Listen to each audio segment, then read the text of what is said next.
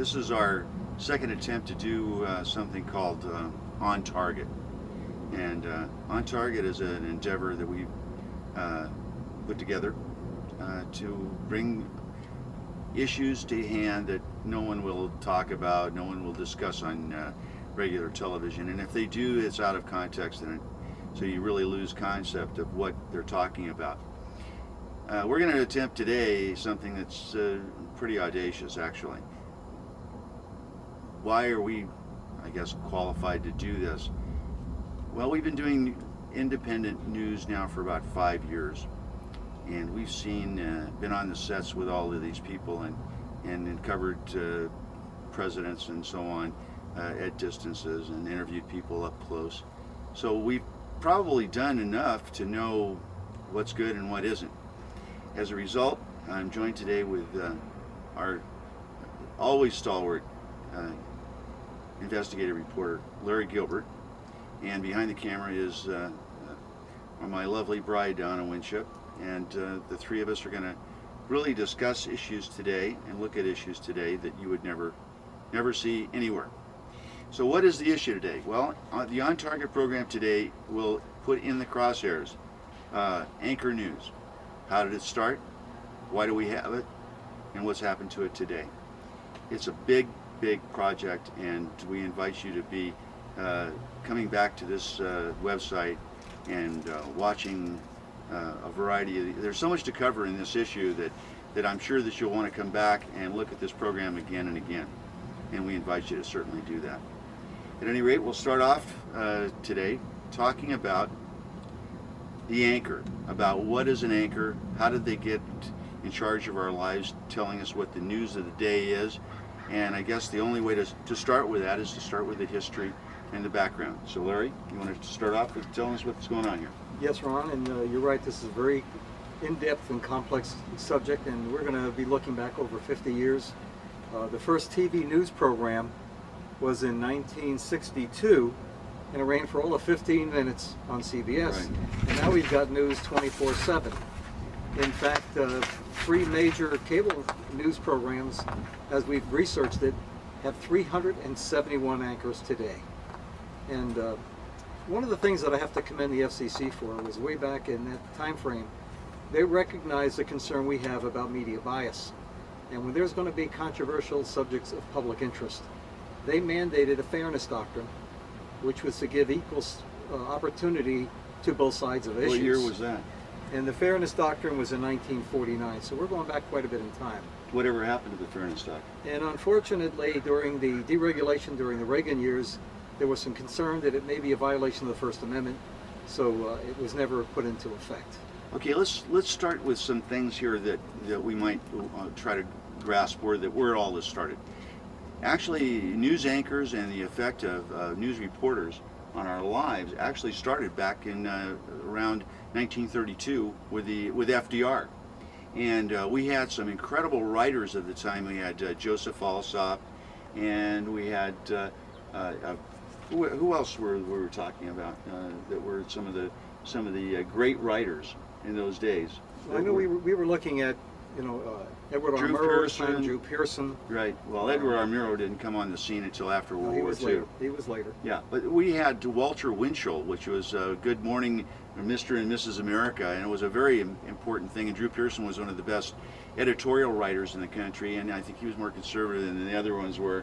And Joseph Alsop was more of a communist, a libertarian, whatever he was. At any rate, all of these guys had their own agendas, and they had their own connections with the White House. They had insider information, and it started with them doing that. Well, nothing's much changed in all these years, and as a result of that, this history of news anchors was started, as you said, 1962, shortly after the 56 or the 60 convention, political convention. They had both conventions on television back in those days. Used to watch it in black and white. Used to see.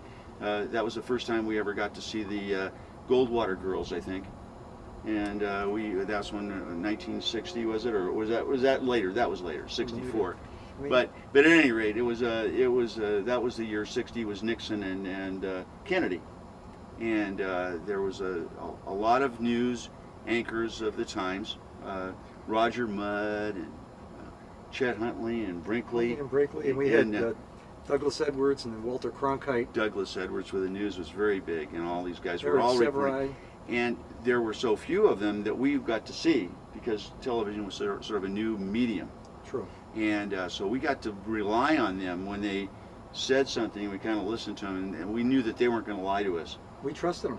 We trusted them, but there was as Reagan always said, there's a believe but verify aspect to this. The government, the actual government, the sitting government, if any news anchor in those days said anything improper, they were chastised and castigated and cast out. And so they realized that there was always that sort of Damocles hanging over what they had to say on television or on radio. And as a result, that's it was always had decorum.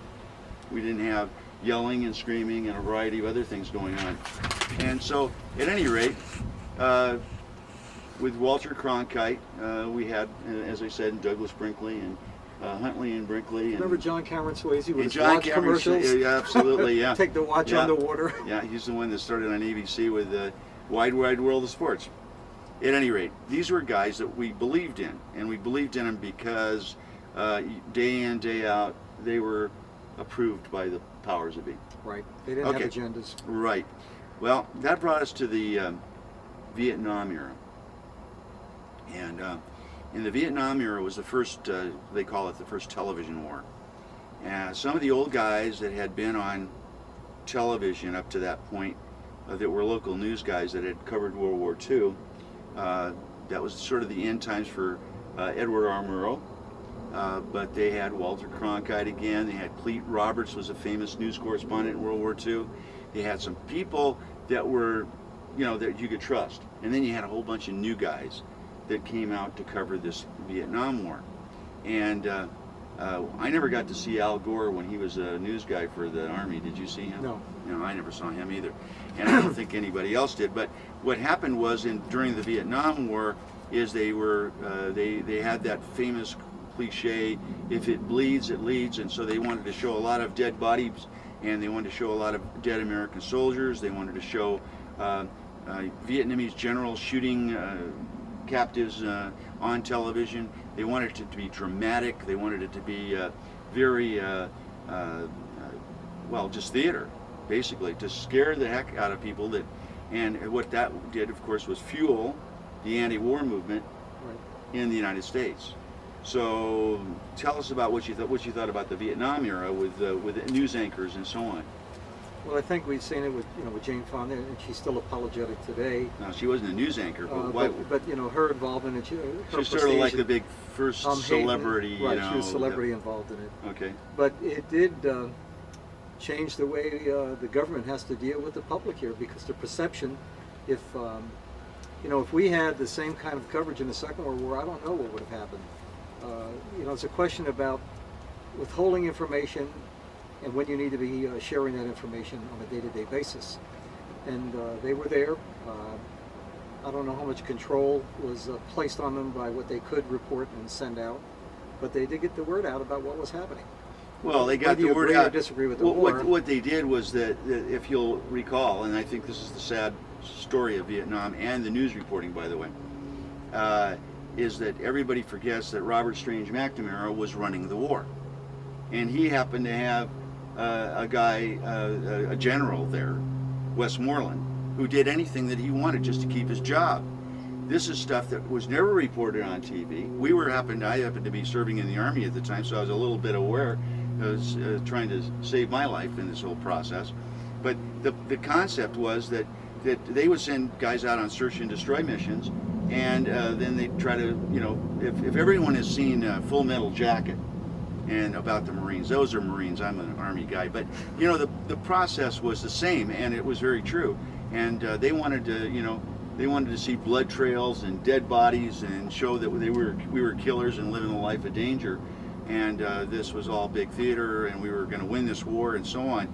But with the bad strategy proposed by Robert Strange McNamara, LBJ, it wasn't ever going to fly. And when Nixon got elected, it didn't do any better other than he bombed the North and brought Jane Fonda out to sit behind some anti-aircraft tank or aircraft gun and say, "I'm so glad we shoot down Americans every day." You know, I mean, it was a very bad time because it was bad strategy by the part of the White House. It was terrible, and we were just doing our job, trying to live and get back home in time for dinner. But it was a tough time. And so Vietnam, finally after the Tet Offensive, when we actually won that battle, that's when Cronkite came out on the TV and said, "We've lost the war," and that was his point of view. I didn't hear anybody elect him to tell us that we lost the war. I didn't hear any of the. There were a lot of congressmen and senators that were saying that we'd lost the war. There were a lot of other people, but to actually have a news anchor say that we'd lost the war, we'd never had that happen in our history before. So he did I think a really bad thing by taking it off the plate of journalism and putting it onto the plate of editorializing. Right. And that's where this whole, what do you call it, from small oaks, tall oaks grow, or from small acorns, tall oaks grow. And we're talking about that was a bad thing that they did. So let's move on to something that they did, the media did, that was actually pretty good. And that was reporting on Watergate. How did that happen? Interesting story. I guess it goes back to June of '71 with the Pentagon Papers. There was a Iran secret plan talking about what they thought, and this is a think tank, as to what would happen This is if the we Rand involved. Corporation, and they had secret papers about what? About Vietnam? What happened is that Daniel Ellsberg was a Defense Department analyst, Okay. and they broke into a psychiatrist's office for some reason. You know, what trying kind to of? discredit him, I guess, Okay. because he was trying to leak information that would be Was he a homosexual, detrimental. or did we ever know that? That part I didn't research. Nobody got to research that. Okay. Go ahead. But in any event, then we ended up a couple of months later, the plumbers burglarizing the office, as I said earlier. Okay. Now, who were the plumbers for those people that weren't around then? These were former CIA that were, Employed by who? I think, directly or indirectly President Nixon at the time. Okay. So President Nixon was so paranoid schizophrenic, and with good purpose. I mean, there was an independent. What everybody misses in this time frame, tragically, is the fact that there was an independent candidate running for office in '68 and in '72, and his name was George Wallace. He was obviously from the South. He was obviously not particularly unbiased in his approach to race issues, but he was a very fiscal conservative, which scared both of the candidates, the Democrats and the Republicans, because they wanted to spend a lot of money at that time. At any rate, so we're talking about a time when we had a lot of anti-war vitriol going on with Nixon.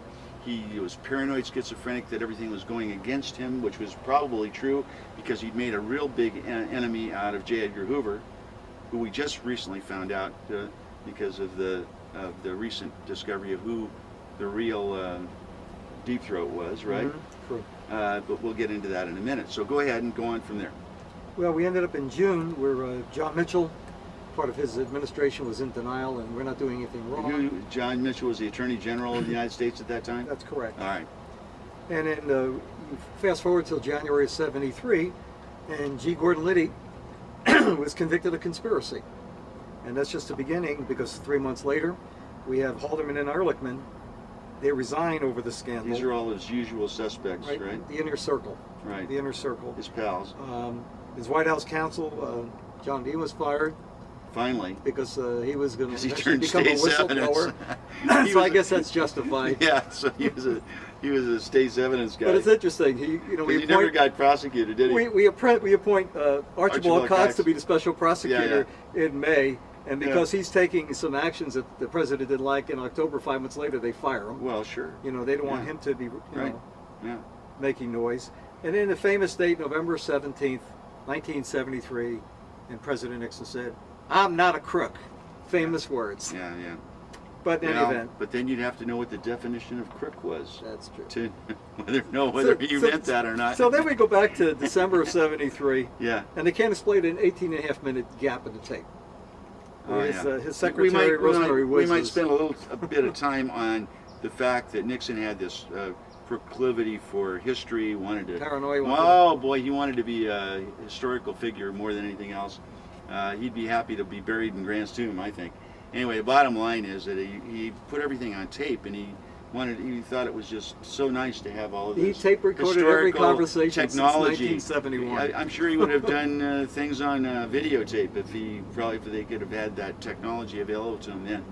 But at any rate, I guess he because had of this regrets later ego, on. because this lost ego concept that Nixon suffered from, the guy, he's taping everything when he should have just, burned all the tapes immediately and denied everything and plausible deniability and been happy ever after. But instead, But you know what this leads to, though, which we were talking about earlier, is how the media can impact on our government.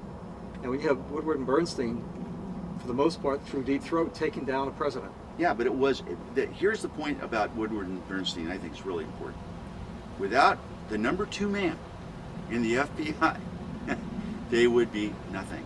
And so if you put There'd be no book deal. you don't have there would be no book deal, and they wouldn't have been able to sell their memoirs for $5 million to the University of Texas. Texas at Austin, yeah. I mean, what people forget is these were 2 little cub reporters out there, basically, and they're working for Ben Bradley, and he's got an agenda. We know that. Come on, they're going to say that he doesn't have an agenda. He hated Nixon. Anyway, so the story is that what goes on after that is a period of time when these guys, Woodward and Bernstein, are carrying on this deep conversation with Mark Felt the entire time, and he's giving him inside information of where to look for this stuff. Right, what 'Cause bars are buried. Because in the meantime, J. Edgar Hoover dies, and J. Edgar Hoover left Mark Felt with 2 famous words: "Get Nixon for me," because Nixon was the one that released all the information about him wearing girls' clothes or whatever it was going to do, and this embarrassed the heck out of him, and he was going to get even. These are not these are big time guys. These are not just some guy down in the neighborhood. So as a result, you've got a big emphasis on the press and on the freedom of the press.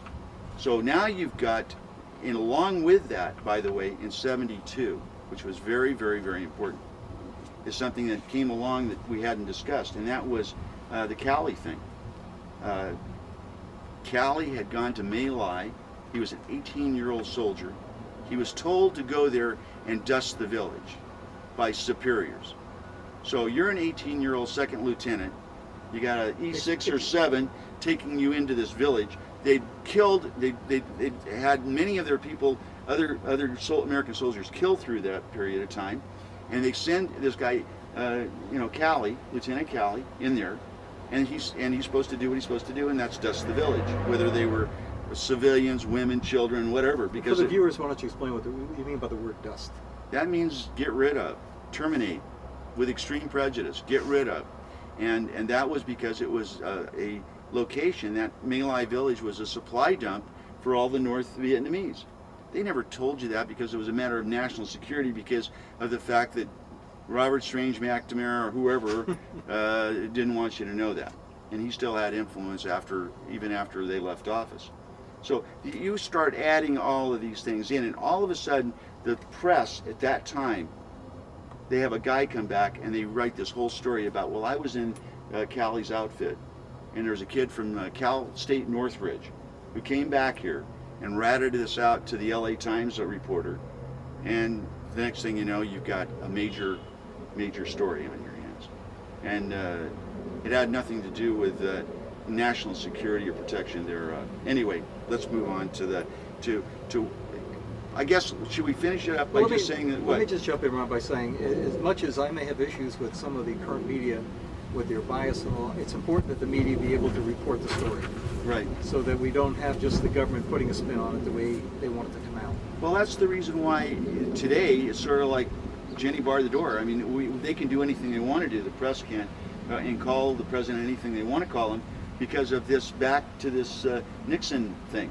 So if we want to blame anybody for the vitriol in news reporting and so on, we can blame. Hey, we can blame it on LBJ and on Nixon. As far as I'm concerned, that's the way it is. Well, all right. Talk to me about Bill Clinton and the impeachment. Well, how was he treated by the media? Yeah, I think what we need to do though is before we get to that spot in the road is, well, no, maybe we should talk about how the media did both to Nixon and to Clinton. Right. Whatever they treated them the same. Well, no, not really. There was they had the full. Well, actually, you're right. They had the full weight of the government behind both of these deals. It was strictly, I think, a Republican response to get even for Nixon. I really do. I mean, otherwise they would have nabbed him with a lot more bad stuff than they did. They could have gotten him on, on what he did at Ruby Ridge or didn't do, or what he didn't do at Waco and what he didn't do there. I mean, there were a lot of things they could have gotten him on that were, I would say, conspiracies. But it's interesting to see how... They came directly from the Clinton administration, but they refused to give him any credit for it. But how Dan Rather would go after a Republican, but he throws softballs to the Clintons when he talked to him or about him. Yeah, well, that we'll get into that shortly, but let's get into what happened with after the Nixon times, and we really get into the retirement. We start getting into nowadays where we're getting retired people. Who are the guys that are retiring? Let's talk about the icons. You've got Dan Rather, he's retired, right? Correct. You got Tom Brokaw, right? He's retired, right? You got Peter Jennings, he just recently passed away. True. Okay. You got. Now you're representing the mainstream media, the networks. Right. Their anchors for 20 years or whatever it's been have all, for one reason or another, moved on. Exactly. But what about the most important guys of all, the NPR guys? Let's talk about Peter Arnett. Oh yeah, Peter Arnett. That's true. That's good. And Bernard Shaw. Bernard Shaw passed away too. Well, I'll tell you what. I'll take Peter Arnett. You could grab the next one. I need to read a quote here from Peter Arnett. Peter Arnett. Yeah. Peter Arnett. Sorry. I report the truth of what is happening here in Baghdad, and will not apologize for it. And that was a quote to the Britain Daily Mirror back in April of '03. Here's another quote dealing with Peter Arnett from NBC News President Neil Shapiro. Quote, "It was wrong for Mr. Arnett to grant an interview to state-controlled Iraqi TV, especially at a time of war, and it was wrong for him to discuss his personal observations and opinions in that interview." And in leaving Baghdad, he told Frank Sesno of CNN that the authorities allowed him to stay on so that he could report about civilian casualties. So here's a case where we have, for the first time, coverage 24 hours a day with CNN with the Persian Gulf War in 1991, and you've got somebody in the city of Baghdad not necessarily giving us favorable coverage or fair coverage. Well, I don't want favorable. Yeah, I just let's want fair and be balanced. clear here. The quote that you just gave was for 2003. That was for the second Gulf War. The first Gulf War, Arnett and Bernard Shaw were both. They were both there. They were both in Baghdad when we could see the missiles flying over. True. Okay, that's what made them into. They happened to have the luck of the draw and be stationed. They were at the right place at the right time, if you want to call it the right place. That's exactly right. So that's what made them. But now what has happened is that he took that access. By the way, he had incredible access to the Iraqis back in '91 and in 2002 when we went for this next war, right? Right. He had incredible access. He had access to all of the bad guys over there. Arnett did. True. And he gave constant interviews for BBC and all kinds of things, saying, "Oh yeah, well, Americans are bad and we're good. We're good." Now the question is, did we bomb a milk factory, or was there really something else going on in that building? Yeah, we don't know the story. That's what he reported. Exactly. My point is being that the people that are saying that they're anchors, it's saying that their word is gold, has changed dramatically in the last ever since Watergate. I think that's the case. I think we really couldn't trust anybody after Watergate and Vietnam. After Watergate and Vietnam, all of a sudden there was editorial thrown in. It's true. On the nightly news. Dan Rather was giving editorial back on Vietnam. Huh? Dan Rather has a. Tom Brokaw gave editorial on Vietnam. He gave it on Watergate too. They both gave it on Watergate. All of those Yes, guys they did. jumped on board, and it was called piling on. In case you didn't know, piling on means this guy's down. Let's kick him again, and see what more we can get. What more blood we can get out of him. So as far as I'm concerned, when they changed that part of it, and I think we have to, the new paradigm for anchors changed when we went to Ted Turner's cable news network.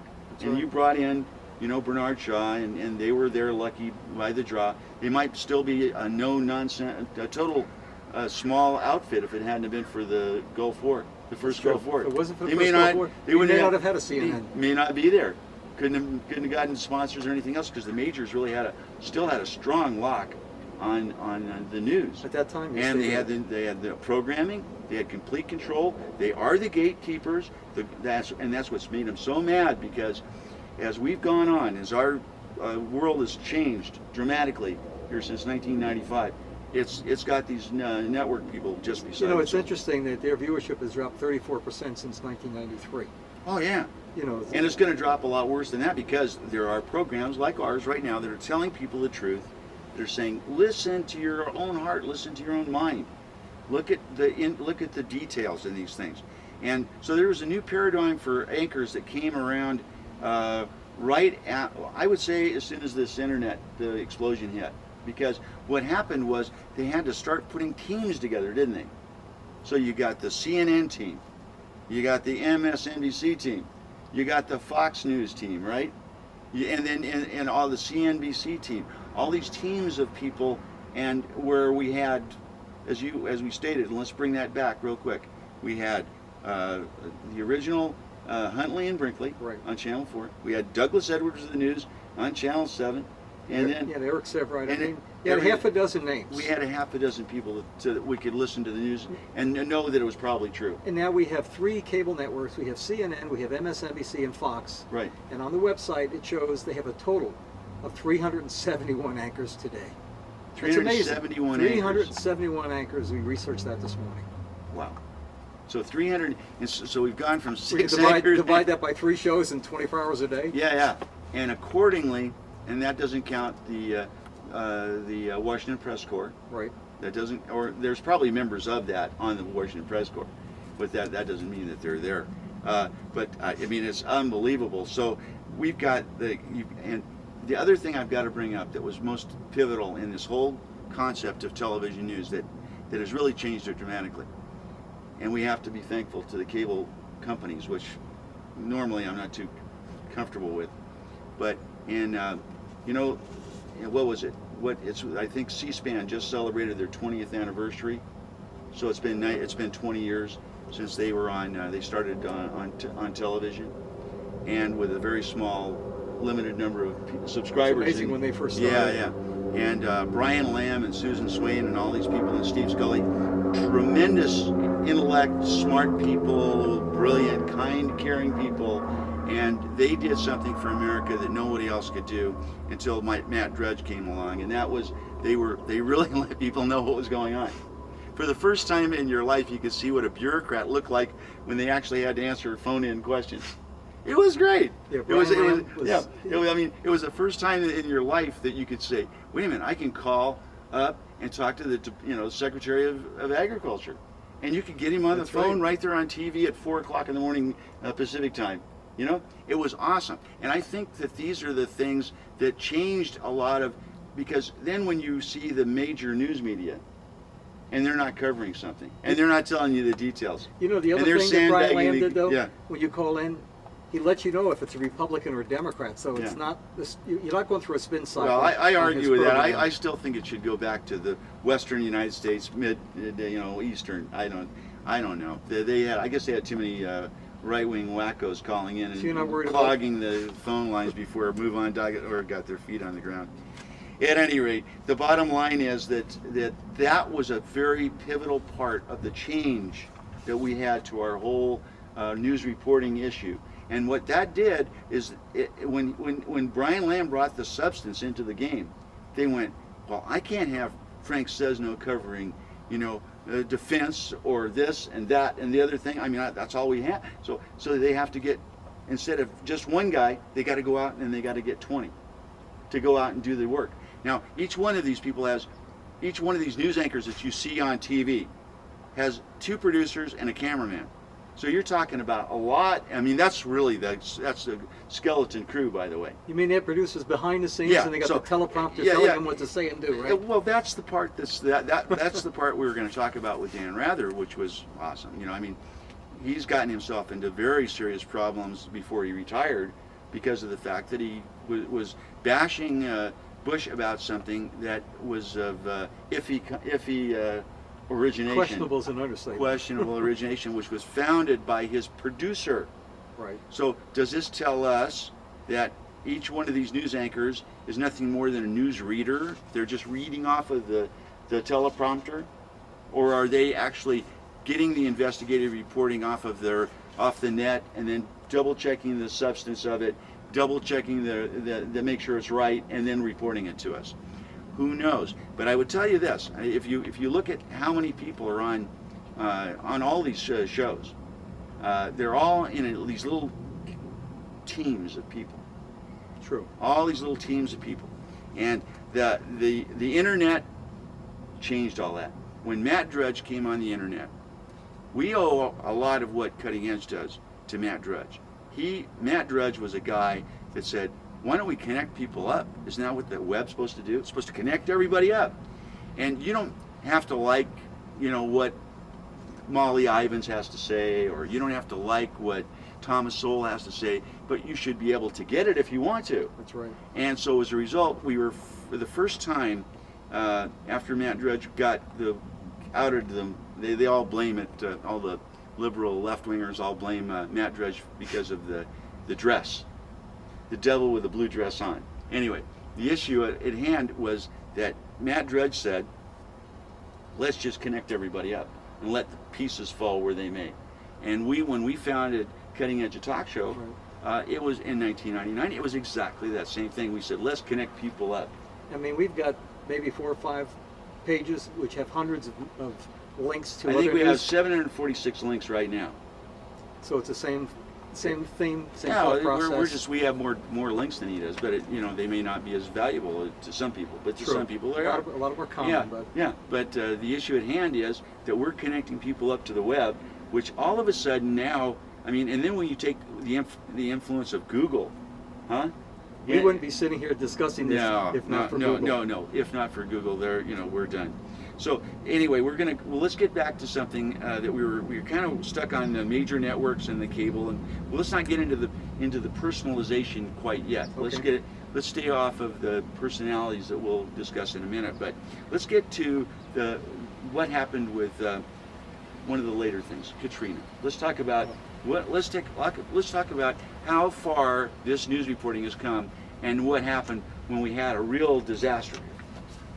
Well, the sad story, and I know they've taken some surveys since, is all the finger painting. Now here is a good example of comparing what Finger pointing or happened. finger painting? Finger pointing, where we had Julie Hanno in New York Yeah. on 9/11, how he reacted, responded. Giuliani, yeah. And then the governor of New York, Pataki, He set a being bar there. pretty high, yeah. Yes, he did. And then you have Ray Nagin down there, who's sitting on his thumb. Hate to use that expression, but Well, you blaming think- everybody, if you- waiting for somebody to come and solve his dilemma. If you think of Giuliani, think this one out. I mean, I still to this moment remember him with the face mask on, the breather mask on, walking through the streets as the walls The of the dust second was still as the flying. walls are falling down on the second tower, and you're going, whoa, this guy's a dude. Then you got Kathleen Blanco, and what bothers me is the media interviews somebody. Are you upset with the delay by the federal government? Yeah, He says, yeah. I'm upset that our mayor and governor didn't take any action immediately. Hey, I was upset with the fact that 500 buses are sitting there watching water fill up up to the windows, and this guy Nagin says, well, I don't have anybody to drive them. Well, he's got homeless people that could have driven them. He could have just given them the buses- keys and sent them out How of many town. times have we seen the pictures of all the buses just sitting there floating? Exactly. I guess this is a reason for putting GPS on buses. Or the excuse that the media, they couldn't wait to outscoop each other, putting Yeah. all these stories based Yeah, on yeah. unsubstantiated facts about the rape and the pillage and the anarchy, Yeah, yeah. and how many people get killed. It's Yeah. interesting because we researched the crime statistics in the city Yeah. of New Orleans, and it was probably less crime in the week they were in the Superdome than a regular week during the year. I understand that, and you know what I loved about it? Here's the part I don't I mean, I'm trying to I mean, be, one death is too many, but that's not the issue that's here. very true. And here's the sad part. I don't know whether it was Anderson Cooper. I know it was Anderson Cooper. I don't know whether it was Geraldo Rivera. It was Geraldo Rivera. I can think of 5 or 6 of these news anchors who came on, and what did they say? This is hell. Well, I guess they've all been Anderson there. Cooper, there's dead How would bodies floating in the street here. This is hell. We're all dying. This is babies, dead bodies. And I was thinking of the devil with a pitchfork and dead bodies of babies. I swear to God I did. It was just the visual I got because it's just hell on earth. There's nothing. And then after it's all said and done, they find out. And Negan, there's going to be 10,000 dead. We got 25,000 body bags coming in. Correct. And the final number? Somewhere 886. around 900. Somewhere over 900 deaths. Again, that's what I'm 900 telling too you. many. But the way they spun the story and all the accusations, and now after the fact they're saying, Yeah. well, we really didn't verify the facts. But you shouldn't be putting it out there over the wires for people to accept it. And they were using that to beat up on the president. Let me give you one. Where was President Bush, they're saying? There was an article with a photograph of him. Right. He had been given a gift of a guitar in San Diego, the picture of him playing the guitar. Meaning, Right. where was he when Rome burned? Right. Let's roll the clock back to the Chicago 1995 when they had a heat wave and about 900 people died there. Where was Bill Clinton? Yeah. 8 days later, he's playing golf with a federal judge in Little Rock, Arkansas. So it's interesting how the media will pick on one party and not on the other. They're inconsistent. Well, we'll go in there. their We'll go coverage. there in a minute. We'll go there in a minute. I just think what we're talking about Katrina. Okay. Okay. Now this is you have different levels of opinion. Some think that up to 20% of our economy was based in that Gulf area. The reason why I say 20% of the economy because it's the connectivity of the Mississippi River, of agricultural products going down that way, of oil products going up the river, of a variety of other things that are, trade for all intents and purposes and buy and sell things. So, we're talking about, some say down to about 10% of our national economy was affected by this hurricane. If you think about I'm it, not sure the exact between numbers, Rita and Katrina, about 10%. We've got looking at was still pumping out New Orleans at this point. Correct. It's going to take another couple months, maybe. Who knows? And if we get another hurricane come in, we'll probably have to pump it out again and again and again. It's starting. And now to, the question is, the number's been thrown starting out. to be deja vu all over again. $200 billion for reconstruction. Right. What percentage of that do you think the government should pick up? The Yeah. federal government. Well, Is it infrastructure or the private sector? yeah, and that's Where do you draw the line? That's the issue at hand is that they have such guilt feelings for not restoring the levees up to what they were supposed to be, supposedly, that that's why they're going to cave in and give them all the money, because they felt so badly that the Congress never allocated the $50 billion that it would take to restore the levees to the stage 5 or stage 6 hurricane level, which who knows. But at any rate, the issue at hand is that how many deaths were there? 1,000 or something thereof, right? There Short of wasn't 1,000. 25,000, there wasn't 10,000, but we had a lot of people in this process that didn't do their job. You're talking And about we're shootings talking and about- rapes and murders in the Superdome. Well, yeah, that's Didn't what happen. we heard all about, the rapes and the murders and the gang rapes and all these other things of the 7-year-old or whatever it was Right. at the Superdome. Never verified, never qualified. It was a hand-me-down story, an urban myth, whatever. CNN telling their reporters, look angry, get upset. Yeah. Instead of just covering the news straight up. The one that got me about Katrina, I love this one. Now there's a reporter who probably get some sort of giant award, right? Rick Leventhal. Now this guy was in Iraq, right? Riding around in the tanks and all that kind of jazz. And I give him credit for that, okay? But then every time they have some kind of hurricane or high wind, he's out in the middle of it. Well, It's because- 175 mile an hour wind, and if you're counting brain cells, you're going, I wouldn't do it. Would anybody in their right mind do it? And for whatever award you're going to get, I can't imagine why he got, why anyone would do that. And what does that prove? It doesn't show anything. Right. You can watch a house, the roof of a house fly off and have it collapse. Now that's pretty That's serious. But you see, we want instantaneous news. We want to see it as it's happening. Yeah, but what does that do to have some idiot, But you're right. some idiot news reporter stand out in 175-mile-an-hour wind and say, "Oh, it's windy out here." Well, surprise! I mean, I saw Geraldo on Fox doing the same thing. And Geraldo was the worst one. He was the one that says, "This is hell on earth. I've never been in hell. This has got to be where God died." I mean, he was really that bad. And then, and then as it turns out, they go, and he goes, "Well, today it's a lot different, with General Honore here," and then he starts kissing up to the military again. And I'm starting to have flashbacks about Geraldo drawing fingers in the stand about we're here and the Iraqis are there, and we're gonna kill a bunch of them over here, and we got those guys gonna make a hook let me move give you the around there. coordinates of where our troops are. Why in the world Geraldo ever got to get back into any Field reporting. any field reporting that has to do with the military is beyond me. I mean, that's just an outrage. That's worse than the Dan Rather deal. At least Dan Rather was doing it with impunity. I hate Bush, and I'm going to make sure he. We knew it too. Exactly. We're not surprised. Exactly. But this thing, giving up our troop positions to the bad guys. I'm surprised he didn't just call his voicemail and say, for anybody that's with Al Jazeera, check out this. Come on. It's a joke. Anyway, bottom line to this story is that personalities are making the news now. News personalities are making the news. It's not the news making the news personalities reporting They're the not reporting information. because they're making the news. These guys are all now theatrical. They all need theatrical agents. So, for best performance in a hurricane by a news reporter goes to either Rick Leventhal or to Geraldo Rivera or to Anderson Cooper. But I got to share with you, there was a recent study taken, a survey, Yeah. and it said that 60% of the fault was blamed on the mayor and the governor, and then individually they each got 10. So collectively, 80% of the blame was to them for their delay in action. Well, come for on. calling out the National Guard, Yeah, for getting the buses to roll. They didn't have a plan. They didn't have an emergency operation ready to roll if something happened, knowing where they're located. The rumor of the day was that Governor Blanco wanted to make sure that she could shoot some of the looters, so she wouldn't give up control of her National Guard, because she had orders, "Well, go over there and shoot those looters if they do anything." And the National Guard guys are going, "Ma'am, you're in, you need help," And so, but she wouldn't give up the National Guard to President Bush, so President Bush couldn't follow through with bringing in the army, and finally just said, "Forget you. We'll fight it out in the courts." And finally, President Bush just sent the army and said, "Forget it. You're bringing you water and stuff, and forget about it."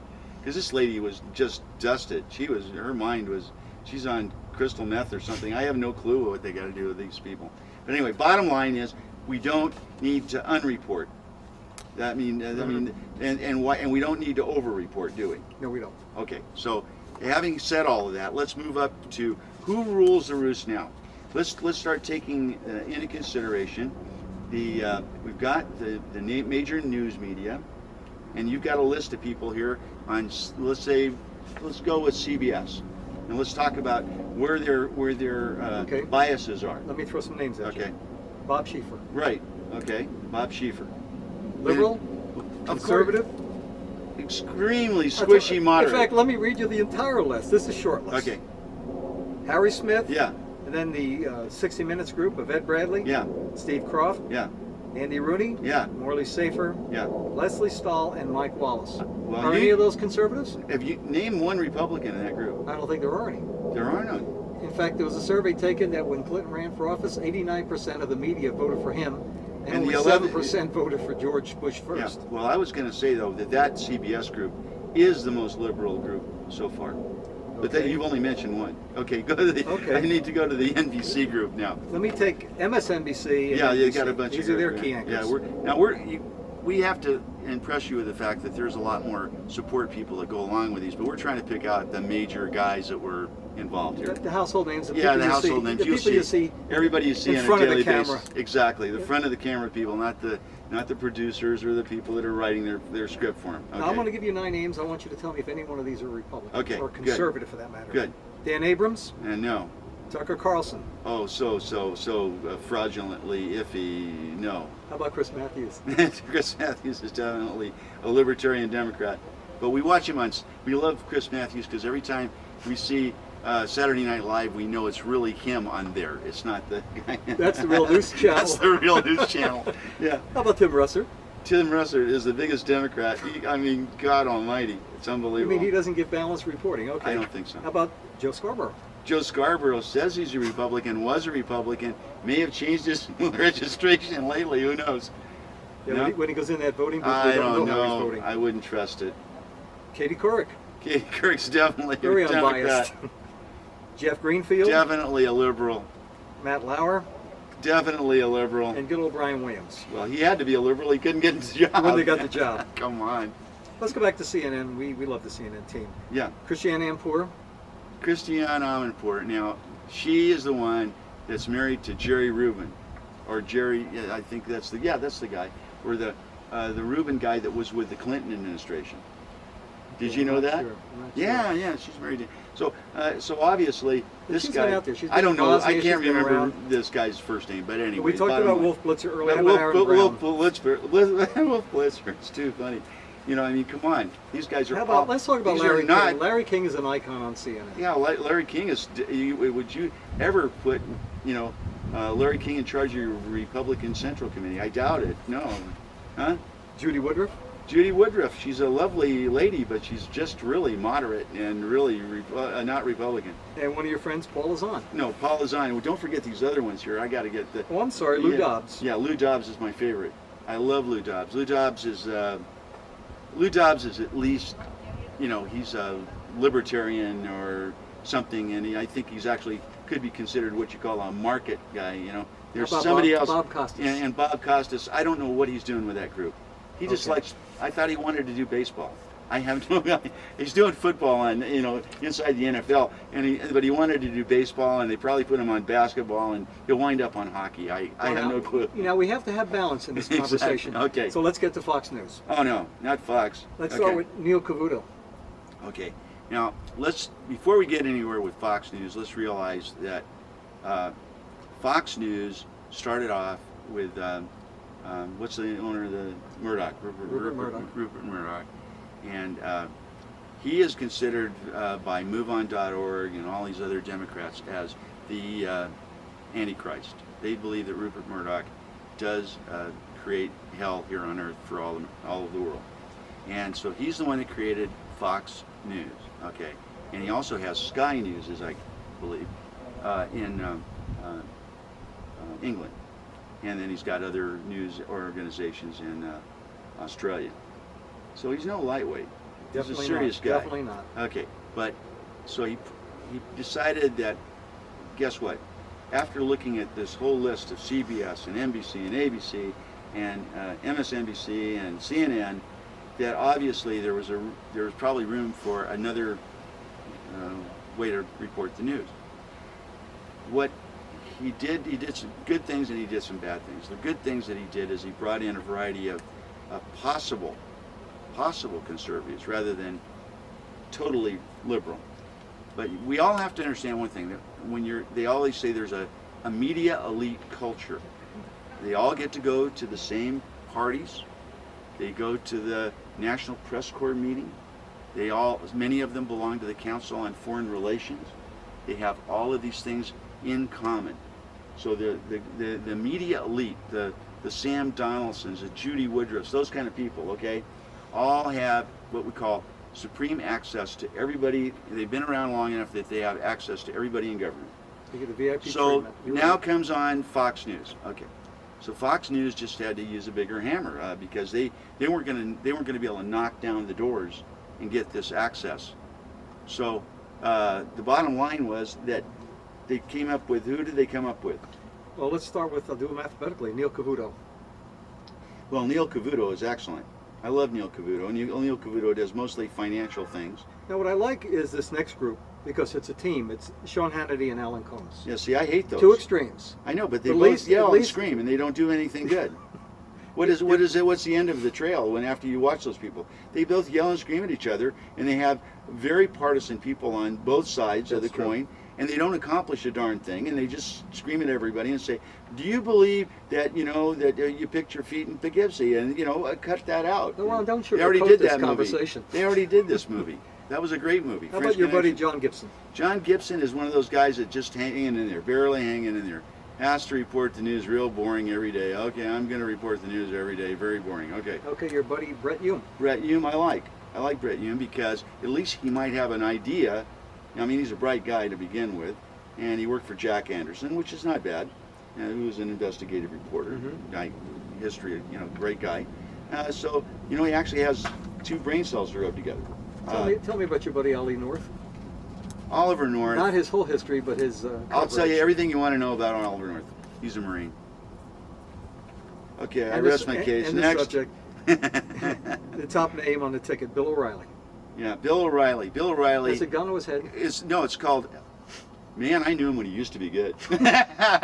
Bill O'Reilly is that guy that you used to know, that you used to go, God, I loved that guy in high school. He was great. And then something happened to him, and it went to his head, and he just lost it completely. And it's like he's had a bad marriage, and I think ever since that he got, that girl came out and said, "You did bad things to me. You said nasty things on the phone to me." I think he's gotten a liberal religion. I think he's taken liberal religion to a new level now. And now his ego is totally out of control. He's calling, newspaper publishers treasonous and awful, and this is not what you call solid news reporting. Okay. Okay? How about Shep Smith? Shepard Smith. This guy, I think he is from, where is he? He's from Mississippi, okay? And he's a nice guy, but he's also another guy that likes to stand out with Rich Leventhal and watch the wind blow across his. I don't like this guy. Let's go to I mean, he's okay, but and he dates just movie stars and stuff, and who cares about that? But I mean, it's not my guy. And he's not he's not my news anchor of choice. How about that? That's fair. Okay. Do you have an opinion of Tony Snow? I love Tony Snow, but he's suffering. He's going through some cancer therapy right now, and he still has his radio show. He's a great guy. I like Tony Snow, but I just like him. I like a tough Tony Snow.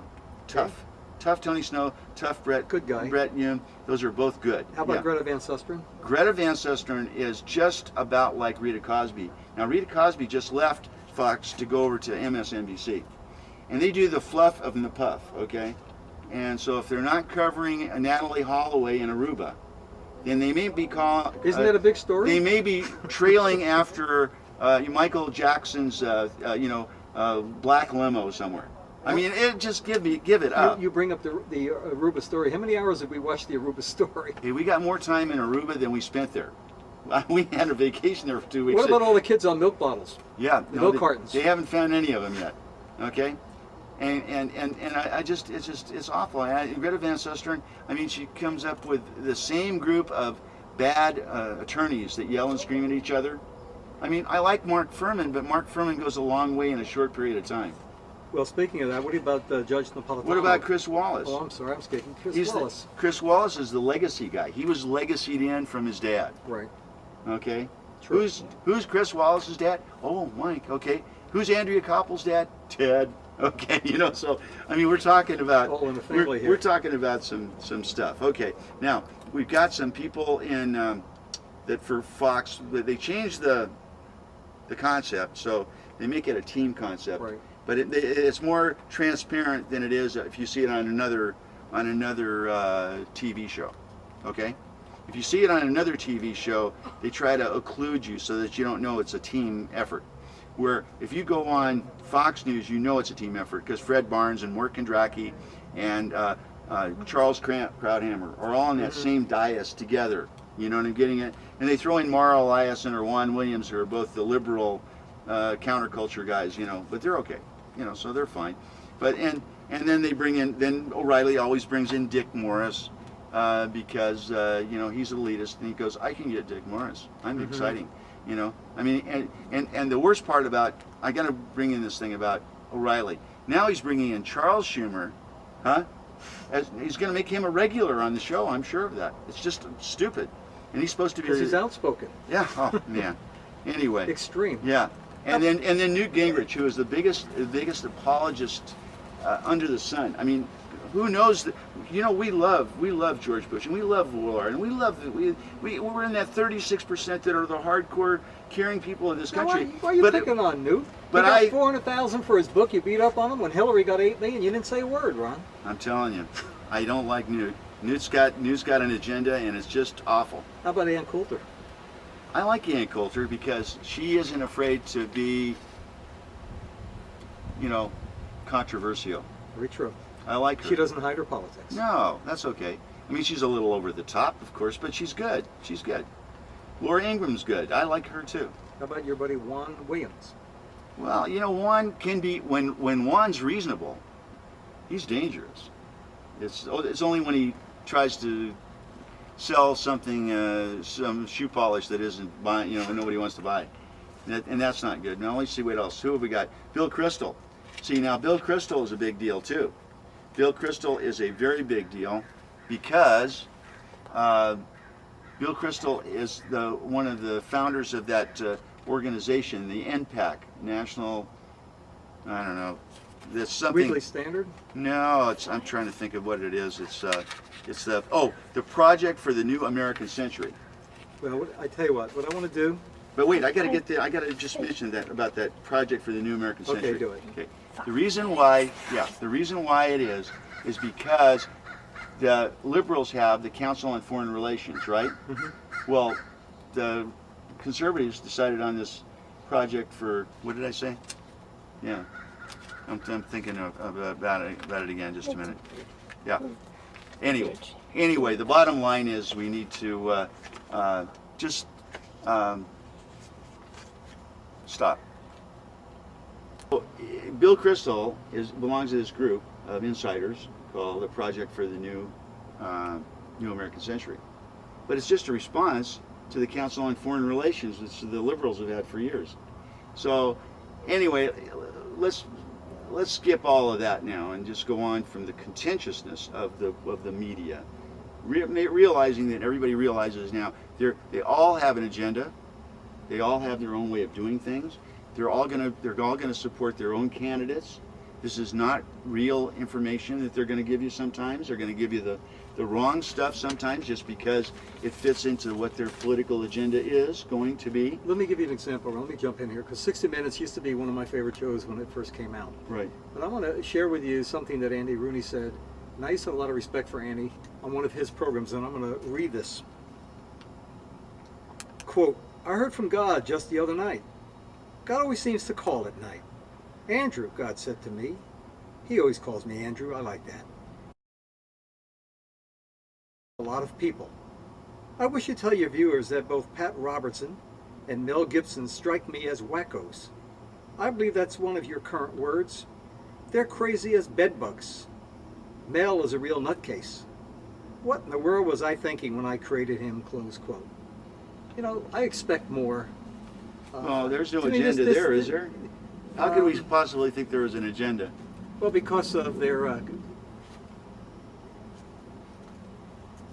I would think, if you don't know who Mel Gibson is and Pat Robertson is, then I don't think it needs to be explained. We'll have to talk off camera, but there is an agenda there. The issue at hand, though, is, and we're not going to cover this all in 1 hour, I know that. It's a much bigger issue than we could possibly imagine. Probably 5, 6, 7 hours of independent study, and we want you out there in our audience, in the cutting edge audience, to take a look, and hopefully we've given you enough thought balloons here to think about. You think about whether, when you see somebody on television, whether it's O'Reilly or anyone else, Katie Couric or Matt Lauer, they all have their agenda, they all have their own biases, they only have their own way of what they want or how they want to report the news, and it's not going to be maybe the truth. So you're going to have to find on the internet, you're going to have to go to the internet, you're going to have to dig out your stuff, you're going to Google anything you need to find out about. You have to look at several pages, you can't just look at one page of Google either. Let me leave you with one quote, one of my favorites from Ronald Reagan, and it's simple: trust but verify. So when you hear information, you've got the internet, you've got hundreds of bloggers and news programs like ourselves. You have choices now that never existed before. It's the greatest thing that's ever happened because we're going international. There's going to be international websites that you'll be able to track down and find incredible information that you could never find anywhere else. I mean, Al Jazeera is a good example. Even though we hate them, that's irrelevant. They still bring out information that we would have never found otherwise. So we're not. We all have our personal biases, but the fact is that if you don't look at all the information on the table, you'll never know the truth. And we want to know the truth before we want to know what party you belong to. We want to know the truth before we find out how much they're going to spend on reconstruction for Katrina. We want to know the truth before we do anything.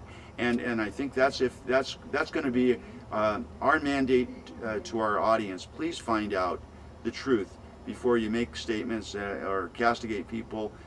There's so much vitriol going on the internet now about the president, about our work in Iraq or whatever.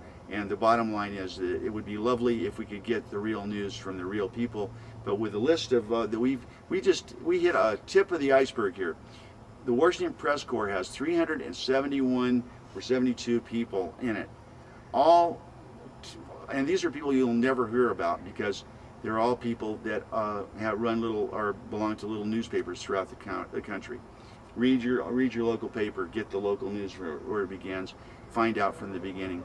Anyway, what did they say? Goodbye and good night, and that's the way it was on the cutting edge. Good night.